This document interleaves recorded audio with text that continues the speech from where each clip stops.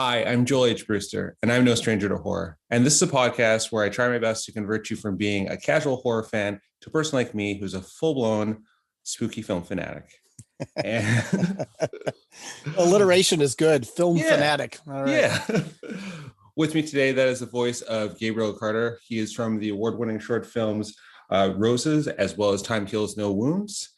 And he is a werewolf specialist. And that's what we're going to be talking today. It's a werewolf movie. But to give you a hint on which movie that is, I'm going to mention 3 different TV shows that have nothing to do with each other. And I'll let Gabriel answer.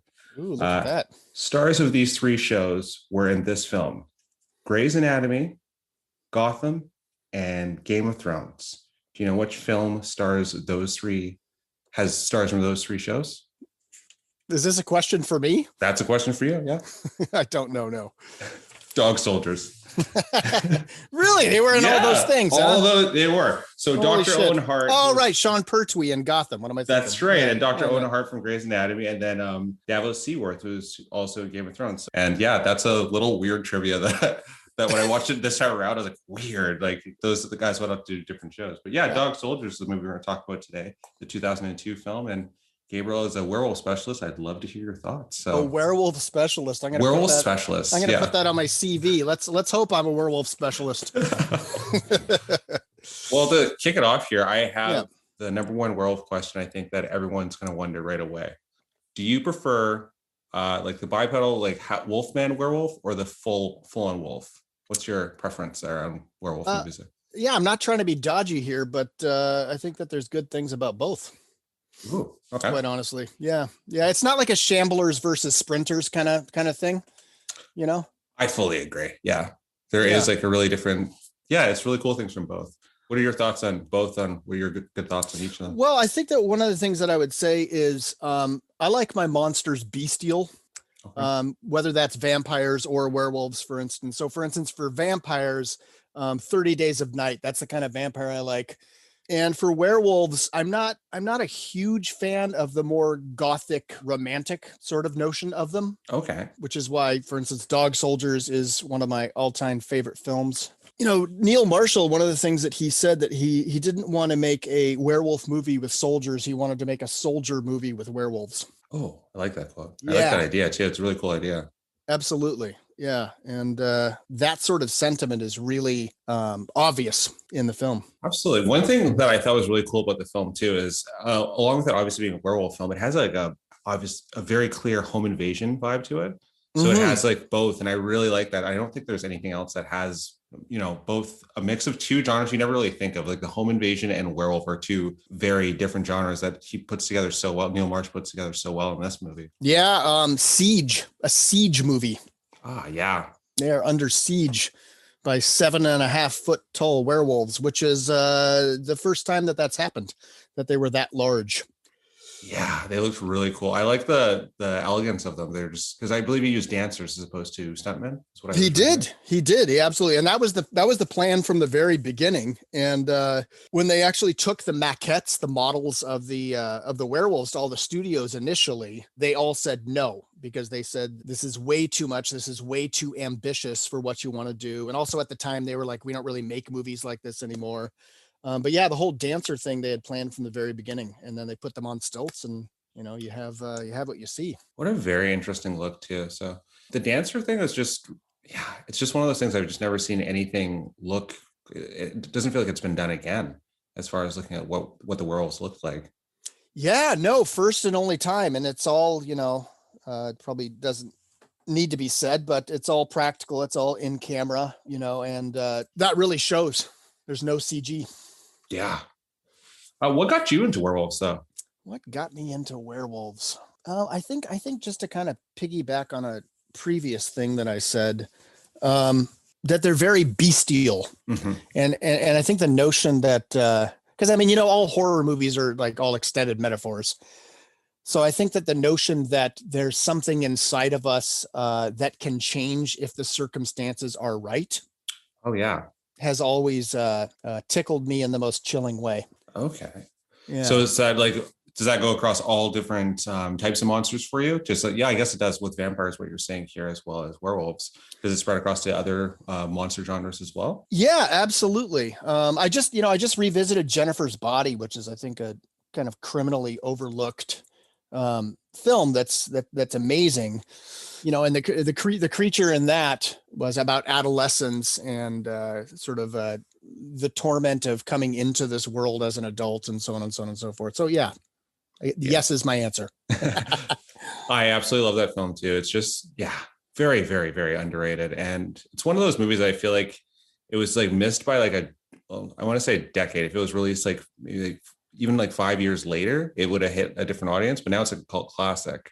Absolutely. I know. Yeah. That's one of the wonderful things about genre films in general is that like Carpenter's The Thing was universally shit on.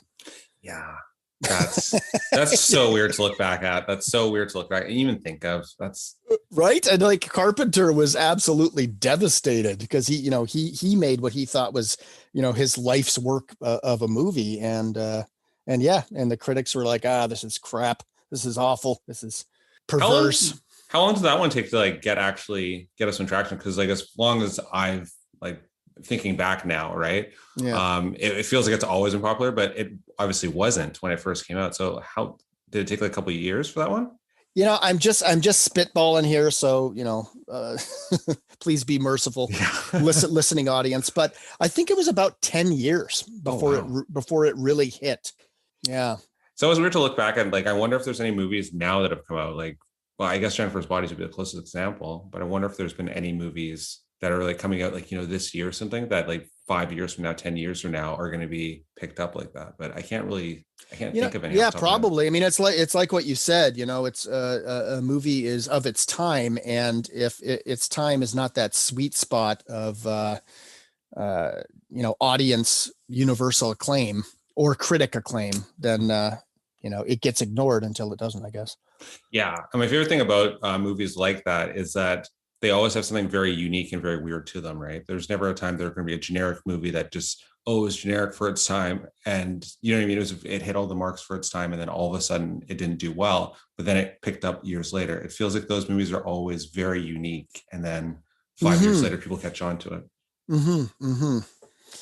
Yeah. The Stuff is another one that I'm a huge fan of. You ever see The Stuff? I know of this stuff, and I'm probably gonna get crucified for it. I haven't seen the stuff though. It's like one that just missed me. There's no crucifixions here. It's all just horror fans trading. Oh my God, have you seen this fucking movie? Yeah, I know. It's like one of the ones I haven't seen out of like all the classics. So it's like just one blind spot. I feel like that's the one I missed. I'm sure I have plenty that people would be aghast that I haven't seen. For me now, it's like there's a bunch of new ones that I'm like, okay, I'll get to it. But there's just so much content coming out at all times now that I'm like, I'll get to it when I get to it. I know. We're actually living in a fucking gorgeous age. Oh, absolutely. There's so much quality stuff out there. One thing I've noticed though, in this gorgeous age of cinema, we're still not getting enough werewolf films. I feel like we're really not. It's always been no, that's not true. It hasn't always been. I think that there was a period in the 70s where it was it was the flavor that everyone wanted to taste. But for the most part, werewolves are a genre that is kind of the stepchild. Vampires are like every single decade has got, you throw a rock and you hit a vampire film, but werewolves, not so much. Yeah, they're like the one monster that really doesn't like get the love like that, and I find that really odd because they're again a very iconic creature. So I just don't understand like why it. And it's one of these things too, like when American Werewolf in London came out, I think everybody, filmmakers kind of threw up their hands and said, well, we can't do that subject matter. That's it. Yeah. Which doesn't happen with other monsters, No, I actually just rewatched that in preparation for this. I figured I'd come back up. I had come up in this conversation, and yeah, it's just one of those very ambitious for it, even for its time. Ultra gory. I love that movie. It was great to rewatch that too. I am a victim of your carnivorous lunar activities. Funniest thing about that time, when I heard that line today, I was like, why is that a werewolf movie title just by itself? Like that could just be like that alone. I'm like, that's such a perfect title. I was like, I heard that. I was like, I wanted to write it down. Like, I want to write a werewolf movie with that exact title as a nod to Werewolf in London. I know you'd have to write John Landis, dear Mr. Landis, if I could please use your incredible line for the name of my film. Yeah, it's such a cool title. No kidding. So something that I love about the origin story for Dog Soldiers is Neil Marshall got together with this guy named Keith Bell, and they were drinking in a pub in the Scottish Highlands. And over this period of drinking time in this pub, they came up with the concept of Dog Soldiers, and they drunkenly signed a contract on a napkin saying that they would do this, swearing to each other that they would do this. Wow. And, a whole slew of years later, it actually came to fruition. That is not the drunken ideas I have with my friends to make such like a legendary movie. I know. That's what I love about it, right? The number of times it's like, what did we talk about last night? I don't know, but it was brilliant. Yeah, it wasn't Dog Soldiers. I wish. Oh. Yeah. I wonder if he came up with the dancer concept then, or if that just came up like later in conception of the film. I think that came up while they were doing the drawings and the maquettes and so on and so forth. Okay, that makes more sense. Yeah. I like the siege aspect too. Was the siege aspect? Do you know if that came earlier too, or I wonder if that just I guess it must have all came around the same time. I think that was created that famous night in the pub. Jeez. What a night. That would be a movie in itself, to just hear them drunk in the pub coming up with that. Like, I would be a fly on the wall to hear that. I would love it. Absolutely. To call back to it's a soldier movie with werewolves. The writing in this film is phenomenal. It's absolutely phenomenal. And specifically for those of you that have or haven't seen it, there's a monologue. Do you know the monologue I'm talking about? I do, but I really want to hear you explain it. Yeah. So Sean Pertwee, who plays the sergeant, he does this monologue. The soldiers are around a campfire, and he does this monologue about this time where he was on maneuvers with a previous outfit in Iraq, I believe. And there was a friend of his called Eddie Oswald. And Eddie Oswald had told Sean Pertwee's character that, here's the quote, his soul belonged to God, but his flesh was beyond redemption. It was up to Satan to save his skin. And then the story sort of spins on from there by firelight with all of his squaddies listening on raptly. Remarkable dialogue. Remarkable writing. Yeah. Such a good scene. Such a good scene. It's one of those stories that you knew it explains so much about the character. But I feel like even before that, even their conversations when they were just kind of like shooting the shit, like just that, I don't know if that was how scripted that was, but that built up such a good rapport between, like, I think the audience and the characters. And then when that monologue hits a little bit later, it all ties it all together, who they all really are, and like the respect they have for him as Sean Pertwee's character, I thought. Yeah, absolutely. Absolutely. One of my all-time favorite films for sure. Yeah. Such interesting characters. Like, one of the quotes I caught this time, I don't know how I didn't catch this time. Later in the film, the Matrix nod, there is no spoon.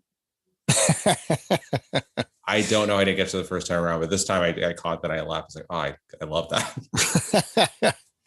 Oh, here's another little fun fact since we're, so they were originally going to cast Spoon. They're going to cast Simon Pegg. Oh, really? Yeah, they're going to cast Simon Pegg, but he had a little project called Shaun of the Dead that he had to get to. Oh, wow. I heard Jason Statham was also another person that was going to be cast, and he was going to be in Ghost of Mars. Yeah, exactly. Jason Statham was front and center, but he couldn't do it. Exactly. And correct me if I think somebody got injured, right? And they're making yes. So Kevin McKidd, who plays the lead, Kevin McKidd was so incredibly excited and all in to do this film that the first day of shooting, the helicopter lands and the guys jump out. Those guys were actually Belgian soldiers because they filmed in Luxembourg. But then they cut to the guys running around and stuff. Well, Kevin McKidd jumped out and broke ribs. I think he broke like 2 ribs. Yeah. And he was so paranoid. He was so petrified that Neil would axe him from the movie that he just didn't tell him. And so they filmed for a couple of weeks. And then finally the pain was so excruciating that he ended up telling him. And Neil said, "You need to get to the hospital. What the hell were you thinking?" And he said, "I thought you would fire me from the movie." And Neil said, "Actually, you've just shown your dedication, so we're good." Wow. I'm like wincing just thinking of that, doing all those, like just all those movement in general with broken ribs. So just like wincing, thinking of how much like he would have to work during that and just such amount of pain. Oh yeah, absolutely. Oof. Absolutely. I've cracked a couple ribs in my time, and yeah, it's no kidding around. Yeah, that'll put you on your ass for, is it like, it's like weeks, isn't it? If not longer. Yeah, and it hurts to breathe. Yeah. Because lungs. Yeah. Yeah, that's true dedication, though. I'm glad that he wasn't kicked out of the movie and he healed up. So yeah, absolutely. So outside of werewolves, have you actually? This is with werewolves. So I was going to ask you this. The practical effects on werewolves. What do you prefer? Do you like the practical effects with CGI or the mixture of both? So here's my kind of theory about CG. I'm not a universal hater of it. I just think that if you were to break it down into percentages, I like 90% practical, 10% CG. Okay. Yeah. So if you have a werewolf and its eyes are, shining in an eerie, unnatural glow, that's the CG. Right. But everything else is practical, right? Yeah. And I think that with werewolves, especially too, that's where, because I feel like there was a little era where we got nothing but CG werewolves. Well, an American Werewolf in Paris is probably the the absolute all-time best example of awful CG. Yeah. I was looking through like werewolf transitions recently too. Yeah. And I'm trying to think of other werewolves that we just got full CG, because we went through that little era where it was I hate to bring it up, but Twilight and then and Van Helsing as well, right? Where it was just like full out CG. Yeah. And it was like a span of year. I don't even know how close those movies were together, but it was like close enough that we had like that as the werewolf movie. And we also had like, well, Twilight was really interesting too, because turning into a full out wolf was the werewolf for a little while there. And we had a couple different projects that just made that the werewolf as opposed to like the Wolfman aesthetic.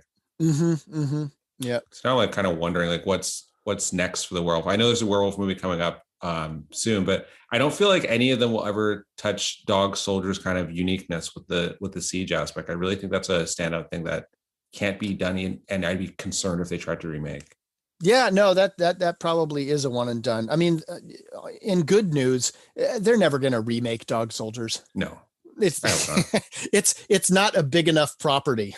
No, it's one of those. Yeah, it's one of those ones that horror fans are like, "Oh yeah, Dog Soldiers," but other people, they have no idea what the hell it is. No, but it's such a cool thing. Have you seen? I think it was a couple of years ago now. Love, Sex, and Robots had a werewolf episode that was clearly like a homage to it. Yeah, that takes place in Iraq? Yeah, I have seen that.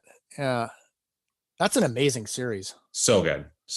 I felt like that episode, like that. Yeah, their episodes. That episode, counts as it looked like it was like a full-on homage to Dog Soldiers. They have to, well, not homage in the sense of the subject matter, but similar. There's some elements that I feel like they took from Dog Soldiers. I wouldn't believe them if they said they had never heard of the movie before. I would not believe them either. No. Yeah, Love, Sex, and Robots. I just kind of stumbled into that. I don't know why I hadn't heard about it. And because I'm kind of long in the tooth. There you go. There's a werewolf reference. Because I'm long in the tooth. That's the name of the episode now. Yeah. It reminded me of first seeing Heavy Metal. Oh, yeah. Yeah, that sort of mashup. Delightful mashup. Yeah. Heavy Metal was... there's another actually animated movie that's actually coming out... or came out. Oh, well, its name escapes me, but that is like a homage to Heavy Metal too. And it's got Betty Gabriel and a number of different people too. But you don't know the name of it? It slips me. So jeez. Right. I will look it up and find it while we're talking about something else here. Speaking of actually werewolf, a wolf movie. Did you see Wolf of Snow Hollow? No, I haven't actually. Yeah, see, there you go. Now it's your turn. Now it's your turn to be aghast. It came out last year. It was, I don't want to spoil it. It has werewolf elements to it. I'd highly recommend it for you or any listener who listens to this. I saw it as I was cruising the internet for werewolf stuff, but I haven't seen it yet. No. Yeah, a lot of fun. Yeah, that's another thing about Dog Soldiers. Not too much takes from it, because I was going to say, as far as a werewolf movie goes, I haven't seen anything really take from it. You know who I want to do a werewolf movie? Who? Guillermo del Toro. I would absolutely love that. Wouldn't that just be heaven? Yes. That's kind of like funny that you mentioned him, actually, and I do have a connection to Dog Soldiers in a way. This when Blade 2 came out, Blade 2, which was directed by him, and Dog Soldiers, they're around roughly the same time that I would have loved a crossover between those, directed by him, like kind of like a Blade with werewolves in it. Oh, that's very cool. Yeah, see, and it's around the same time, so I feel like that could fit. This is great. You're doing like fantasy football for horror nerds. Yeah, I hope that like people are going to start writing in and just giving me like different like ideas on that. But like, I really think that like that would have been the perfect time to do that too. Yeah, absolutely. I think the closest that we've gotten and may ever get to a Guillermo del Toro making a werewolf movie is The Company of Wolves by Neil Jordan. Haven't seen it. Super styly. Lots of well, I was gonna say magical realism, but we're dealing with werewolves, so that's sort of an obvious. But yeah, really beautiful, super stylish. Oh, it's a bit it's The Company of Wolves. It's definitely more garish, okay, than something Guillermo del Toro would do. Okay, but I think it's the probably the closest that we've gotten.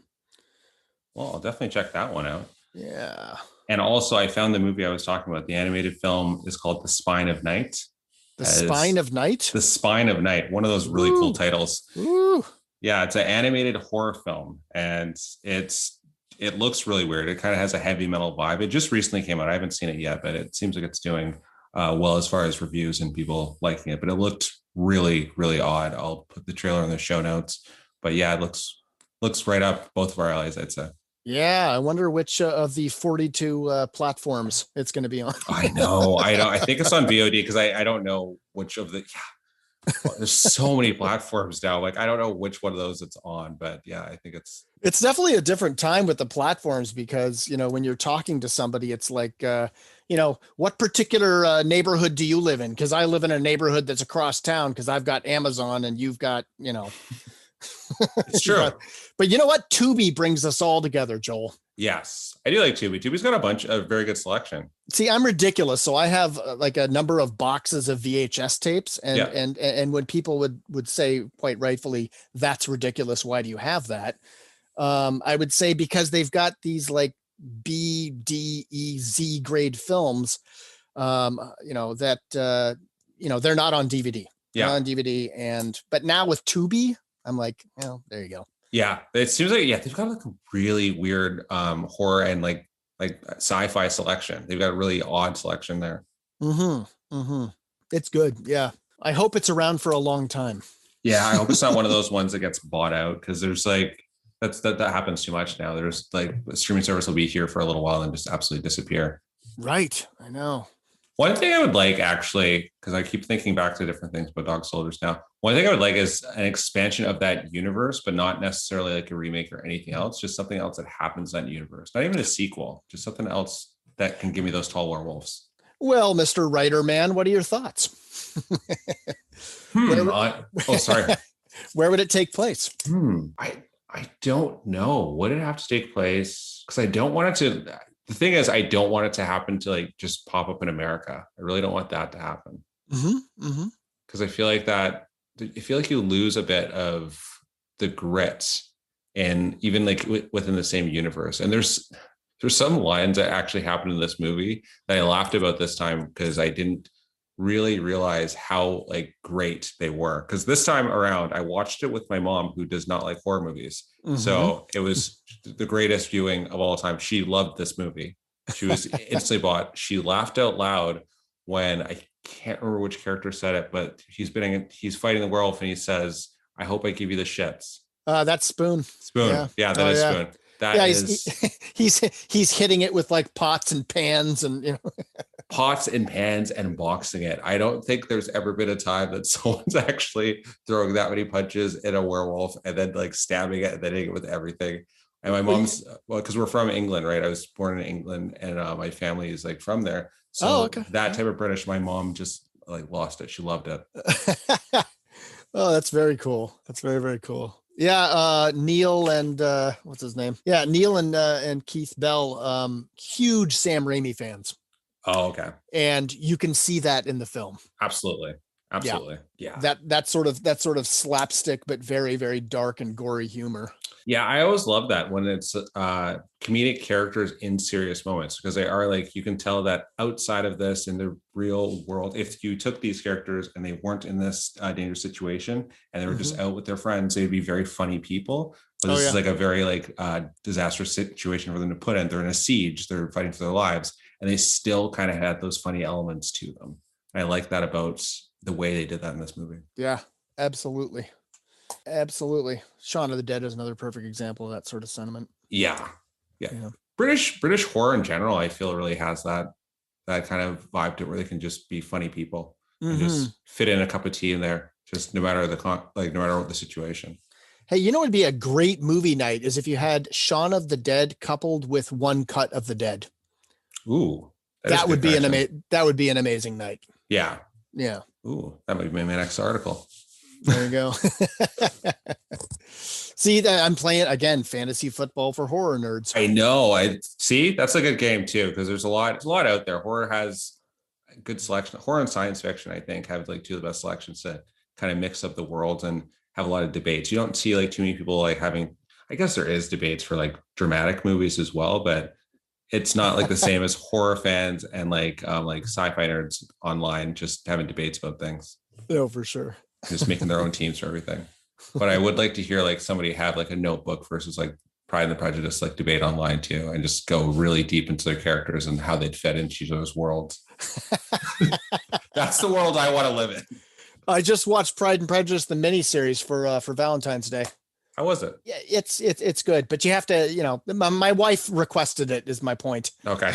Yeah. And I was like, okay, there's how many episodes? There's 6 episodes, and how long? Oh, wow. Okay. So you just kind of have to take a few deep breaths and realize that there's not going to be anyone transforming into anything. Yeah. Did you see Pride and Prejudice and Zombies? I haven't. No. It's pretty good. I read the graphic novel, because there's a novel as well, but I read the graphic novel and I prefer that story, I suppose I should say.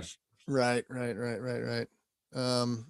Yeah, one of the horror channels was that I subscribed to, Good Bad Flicks. The guy Cecil was talking about how they kind of ruined the movie by making it PG-13. That's kind of all I know about it. Yes. Yeah. That's very true. That's very true. So it was sort of hobbled by that. It's interesting. I always say there's a couple of genres that I don't think can be PG-13. And now that I think of it, I don't think I want to see, there is werewolf movies that are PG-13, but I don't think it's again, I don't think it's a genre that really fits it. I don't either. At all. Slashers as well, right? Slashers and vampire movies. Vampire movies, I don't understand how they keep doing it, because vampires like consume so much blood that I find it weird that they try to make them PG-13. Well, 30 Days a Night was a hard R, I'll tell you that. Yeah. See, and it fits, and it's like supposed to be. And yeah, they were like just true monster vampires. That's what I liked about that movie. Oh yeah. Yeah. You could see the Holocaust in their eyes. Yeah. Yeah. And then no God scene. Like, oh my, yeah, absolutely. I did a short film called Mistress of Bones on Crypt TV. Oh. And I played this Aztec demon, and the demon doesn't speak, but there's this one portion where I look up to the sky, and I've got the full prosthetics on, and looks amazing. And I look up to the sky, and I actually channeled that particular moment. I have seen that short, and that's really cool. That's why I didn't know that. Now I have to rewatch that and look for that moment. That's really cool. Yeah, because I had to use shorthand because it is a short film.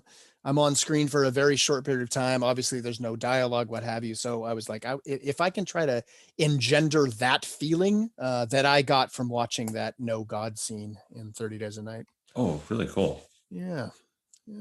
Yeah, definitely rewatch that. And that's a Luchagor short film. It is. Yeah. I'm a huge, as you know that about me, and I know you've been in a number of different Luchagor projects. I'm a huge Luchagor fan from their short films. Their short films actually what got me into writing horror shorts myself. Oh, beautiful. Yeah, I may have told you this before. When I saw Slam, which you were in, when I saw Mhm. that, I was like, oh, I want to write horror shorts. Like that's just like I saw that, I was like, that's the coolest thing I've seen for. And I've heard like you explain working on it. I've heard a number of different people explain working on it, and it's just one of those things that it's such a cool short film for me, and I You really got me know, into it. Joel, they made that for like $300. Yeah, that's crazy to me. Yeah. That's absolutely crazy to me. They're nothing if not ambitious and hardworking. And I think that's a perfect example, kind of more early on in their career, to make a film like that for $300. I think that if I was a filmmaker, I'd be like, oh, wow, that's possible. Okay. Yeah, You know, it's such a cool, all Luchador stuff is so cool. It's so cool to see Gigi doing so well, and obviously getting more accolades because it's so well deserved, and everything just turned out. All of our stuff since the beginning, it was just all Luchador, the team stuff has been so crazy and unique. no, for sure. And more to come. More to come. Oh yeah. Yeah. See, I would like to see Gigi Salguero do a werewolf movie. That'd be really cool. Oh, you don't think I've suggested this to her? I've suggested this to her many times, usually while drinking. Yeah. So, yeah. See, I like you guys. She would do a werewolf movie. That'd be such a cool werewolf feature film. Oh yeah. So it's been very intense. I've been like, Gigi, dog soldiers, and she's like, you keep screaming this at me. I don't know. Dog soldiers, Gigi, come on. I know. I think it'd be cool. I think that whole team could like pull together, and with you too. I think the werewolf transition of that would be really cool. Absolutely. Well, yeah, I really do mean it. I've been yelling at her for years, so we'll see what happens. Well, fingers crossed. I really hope that happens. Yeah, like a dog. So not even like inspiration from dog soldiers though. I really want to see another Siege werewolf movie now. Now that you've mentioned Siege, I keep on thinking of like just Siege topics for a werewolf movie. I really want to see another one. Like I really want to see just another one at this point. You're like, this can't be a one and done genre. It can't be. It can't. The possibilities are too good. Yeah, I really think there's so much you could do to it. You could have like a werewolf movie where it's like multiple, like even more of them, like teaching a bigger place with more people. I would take it in any form because this movie really is such a cool stand-up movie that I feel, like you said, like not too many people have seen, but a lot of people have seen it, but not enough. No, it's absolutely one of those gems that whenever I mention it and somebody who's a horror fan hasn't seen it, I start clapping my hands. I'm like, oh, you haven't seen it? I'm like, think about this: soldiers in the Scottish Highlands, 8-foot tall werewolves, go. Yeah, it's that easy to pitch too. That's it's actually that easy to pitch. It's just like that, really, you know what I mean? And just like the personalities of each of the soldiers too. When you're just like, oh yeah, this soldier's like this. And this and they're like, yeah, everything about it is just so easy to pitch and put together. And then when you see it like pulled off, it's even better than the pitch, which is a rarity. Kind of a fun fact too is that Sean Pertwee, from the second that Neil Marshall sent him the script, he was like, I'm in whenever you do this 1,000%. And yeah, and then the film didn't get made for another 2 years. And when they called him up, he was like, I'm still in. When do we shoot? Which is what I would be as well. Definitely. Oh, for sure. I'd want my name attached to that in any regard, just because I'm like, this is going to be good. It's going to be good. And it's one of those things like, even if this doesn't do well, it's going to be good. It's just one of those things that couldn't fail. I feel like, as far as getting horror fans excited. Yeah, absolutely. Have you seen Silver Bullet? A long time ago. It's worth a rewatch. Okay. Yeah. It's a good one. The werewolf itself, it's practical, is pretty janky. It kind of looks like a hungover dog. Yeah. But the script is great, acting's great, and just like a lot of Stephen King stories, it has that like slow burn into madness. Okay. Yeah, I saw a long time ago, and now I feel like after seeing Dog Soldiers and then watching American Werewolf in London again, I feel like I'm going to go on a werewolf rabbit hole now. I just want to see all the werewolf movies. Absolutely. Even the ones I've seen again. Yeah. So if I'm going to do that, I have a question for you. Just kind of on the spot. Yeah. 5 werewolf movies I should watch, and you can mention the ones we've already mentioned. You can just add to the werewolf movies you think I should watch. Sure, absolutely. American Werewolf in London, obviously. Ginger Snaps, that's Canadian, and that's brilliant. Amazing. Silver Bullet. Okay. Is a great one. Bad Moon, which is an American Canadian production that a lot of people haven't. Have you seen Bad Moon? I haven't seen Bad Moon, and I know of it too. Yeah, it's a good one. It's a good one. It was filmed in Anmore, actually, which is a deep suburb of Vancouver. Okay. Yeah. Bad Moon is good. The Company of Wolves, like I mentioned. Wolfen. Yep. Huh. Okay. I don't know Wolfen. Have you seen like pretty much close to like, well, not all the werewolf movies, but close to like, that's just like you've seen most of them, I'd say. I've seen most of them for the type of werewolves that appeal to me. Okay. So for instance, I'm not a fan of Teen Wolf. Yeah, fair enough. Like the Michael J. Fox or the TV series? Yeah, the Michael J. Fox. And I love Michael J. Don't get me wrong. Everybody loves Michael J. It's just that sort of level of comedy with I take my monsters very seriously. Yeah, that's like me too. I want them to be absolutely terrifying and bestial, like I mentioned. Yeah. And all the movies that I just mentioned definitely have that aspect. Okay, that's good to know, because that's more of the horror I'm into as well. Mm-hmm. Yeah. The Howling, of course. Joe Another Dante. one I saw a while ago. Yeah. Also, yeah. You're gonna have to revisit these there, Joel. I'm gonna have to revisit a bunch of these. Wolf's another one, right? With Yep, that's another one I need to revisit as well. Yep. Werewolf Night. I feel like I'm gonna have to, because I'm just getting back into werewolves now. Because once I rewatched Dog Soldiers, and then, like I said, American Wolf in London, it was one of those things where I'm like, you know what? I need to rewatch all the werewolf movies, because I feel, and there's one coming out soon, actually, next month. It's called Bloodthirsty. Ooh. Yeah, which is a title I think should have went to a vampire movie, but here we are. It fits. It's okay.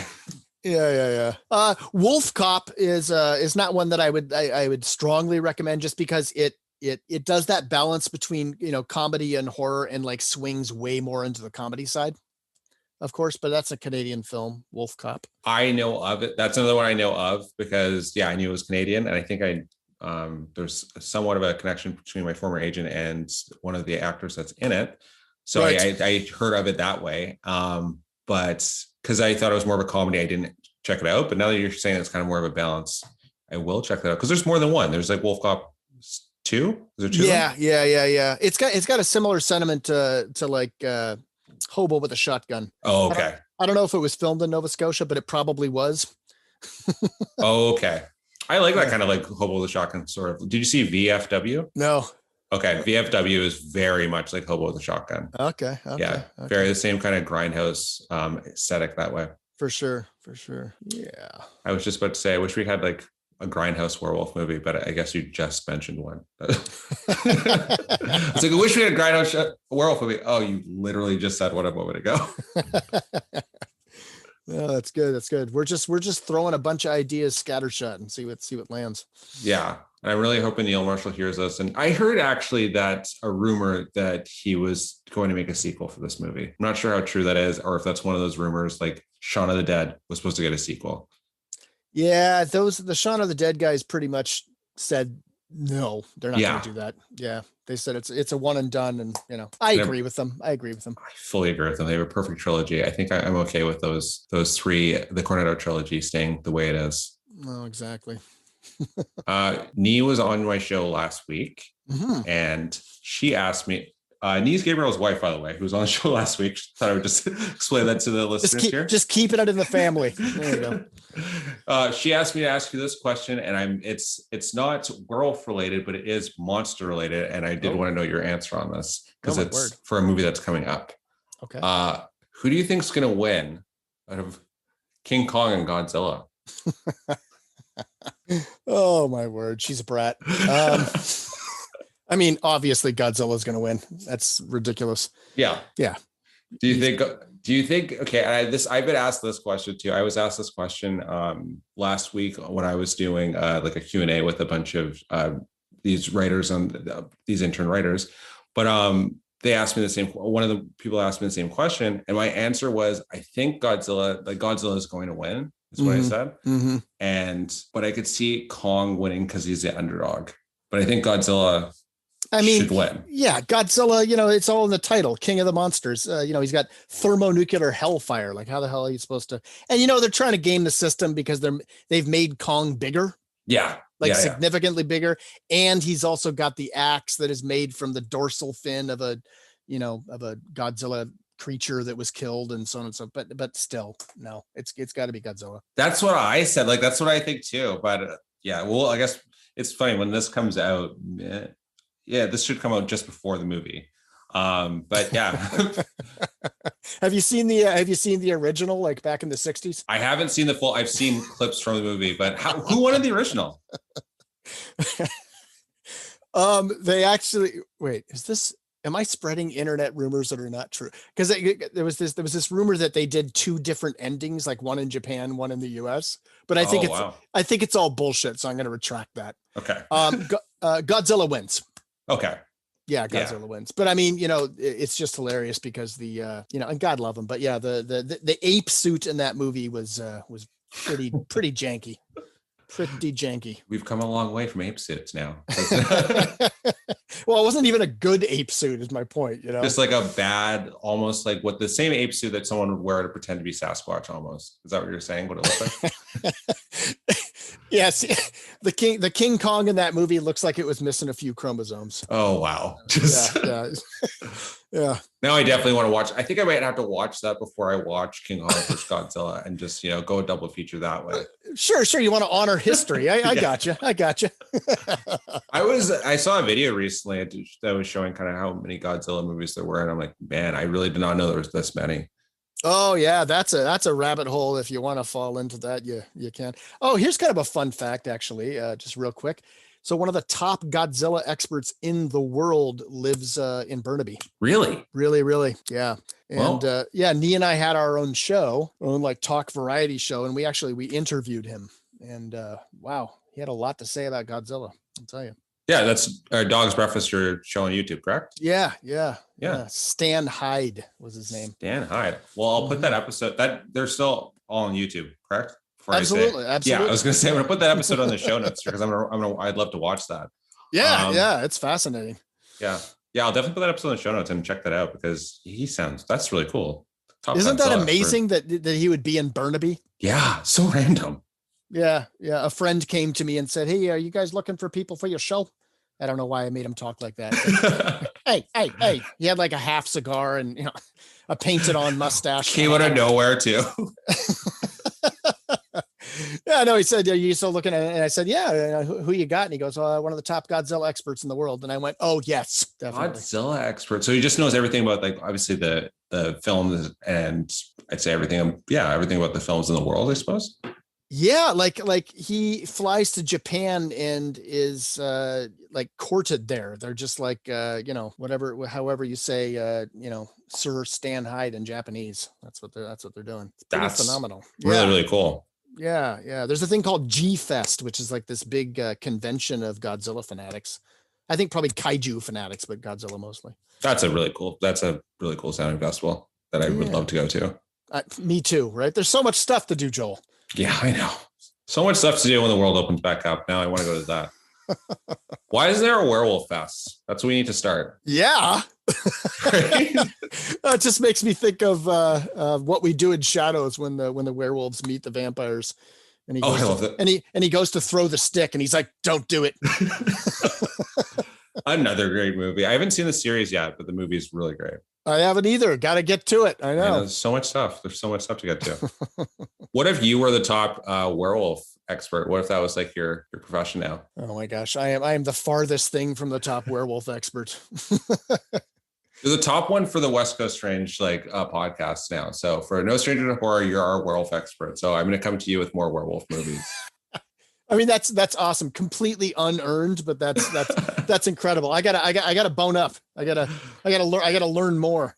Well, you gave me so many werewolf suggestions too, right? So there's so many werewolf films that I have to check out now. So yes, now absolutely. I have to watch a bunch of these and go through them. And yeah, so you're my top werewolf expert now. So it's earned from the show of No Stranger to Horror podcasts on today's dates that you are our top werewolf expert. I'll be expecting the specially made badge in the mail. Of course. Okay. Excellent. Because otherwise, people would just look at me when I was talking and be like, "What are you? You're just some jerk." And I'd be like, "No. Here's the badge." Go it everywhere. It gets you into movies when movies open back up. Exactly. All right. So yeah, to wrap up here, let's just think. As far as is a werewolf movie like your like dream character to play? I think you've told me that before. I think that's how I found out more about your werewolf love. It absolutely is. Yeah. I yeah, if there's any casting directors listening, I would love to be in a quality werewolf movie. My next question on that werewolf topic. Mm-hmm. Top 3 directors you'd like. You've mentioned one. Top 2 more directors you'd like to be in a werewolf. Like they've never done a werewolf movie before, and you just be like, that's a director I think would make a good werewolf movie. Oh, God, that's a good question. Yeah, so Del Toro. Would Terry Gilliam make a good werewolf movie? I wonder. A weird one. I thought it was Tarantino. Oh yeah. No, he would be good. I'm gonna say Del Toro, Terry Gilliam. I'm drawing a blank. Yeah, that's a tough question. It's a good one though. That's a damn good question. A bunch of different things went through my mind of like werewolf director, and I went really big too with some of them. I'm like, I wonder what a Christopher Nolan werewolf movie would be like, because it's just so weird and so unlike anything he's ever done before. There'd be a lot of boom. I know, exactly. You wouldn't hear anything when the werewolf starts to growl or anything too, because it would just like there'd be like all the music would be like focused on that. Oh no, absolutely, yeah. It would overwhelm the transformation. Boom. And it'd be a very I think that who that he'd get to be like a werewolf would be someone like you wouldn't expect. Like it'd be like Tom Hiddleston in a werewolf movie. Do you know what I mean? It'd be like very like an odd choice. Well, Tom Hiddleston's a phenomenal actor. So absolutely. That would be very cool. You know who I'd love to see, this is just kind of my dog in the fight because he's one of my all-time favorite actors. I would love to see Ed Harris in a werewolf movie. Yeah. Oh, now we're talking like actors I'd like to see in a werewolf movie too. Yeah. See, I'm skipping nimbly away from your director question because my feeling is the second that we stop this podcast, I'll be like, oh shit. Well, if you think of anyone like once we stop the podcast, by all means, I'll just we'll toss in the show notes too on who your top 3 directors for werewolf movies as well. You're very merciful to give me that second chance. That's good. Of course. You're a werewolf expert, so I have to, right? As my werewolf expert, I'll ask you the question when you come back on the show when we talk about werewolves again. Excellent. I'll have a great answer for you. Okay. So before I let you go, where can we find you online so we can hear more about your career as well as werewolves and anything else you've got going on? IMDB. All right. I guess. Yeah. And for myself, you can find me on West Coast Strange or at West Coast Strange on Facebook and Instagram. Joel, I have the answer for you. Ooh, right in the nick of time. Mike Flanagan. Mike Flanagan. Okay. Mike Flanagan. Boom. He'd be a great choice. Yeah. He'd be a great choice. I think he said he wants to do a Clayface movie, like a Batman villain Clayface. Yeah, we don't have time for that. We're talking werewolves. He's off. He's going to do the werewolf movie. Yeah, you fucked up, Flanagan. This is what we've planned your career for you, buddy. Yeah, that's your next movie. And you know what? If you're listening to this podcast, you have to do it. All right. Well, Gabriel, thank you so much. Hey, it's been so much fun, man. Yeah, it's been absolutely great. Until next time, we get to talk werewolves again. Okay. All right. And I'll talk to everyone else later. Bye, guys.